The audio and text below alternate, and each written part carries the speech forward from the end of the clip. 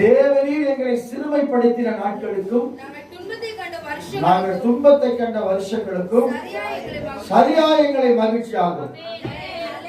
துன்பத்தை இந்த 1.5 வருஷமா நம்ம 1.5 வருஷத்துக்கு மேல பயங்கரமான துன்பம், சரியா வேலை இல்லை, வருமானம் இல்லை, அது இல்லை, இது இல்லை, ஒரே கர்த்தருக்கு சோதனை புலம்பல் நம்ம வாழ்ந்து கொண்டிருந்தோம். அதனால அவர் சொல்றாரு பாருங்க, மேல 14 வாசிங்க. வாழ்நாளெல்லாம் களி கூர்ந்து மகிழும்படி காலையிலே ஆமென். ஆண்டவர் தம்முடைய கிருபையால் திருப்தியாக போகிறார். உண்மையிலே சொல்றேன். அவன் சொல்றான், அவன் அடுத்த வசனம் சொல்றான், வாசிங்க. இல்ல 15. தேவரீர் எங்களை ஏன் சிறுமைப்படுத்தினார் ஆண்டவர்? எதனால சிறுமைப்படுத்தினார் தெரியுமா? நாம கர்த்தருக்கு பிரியமே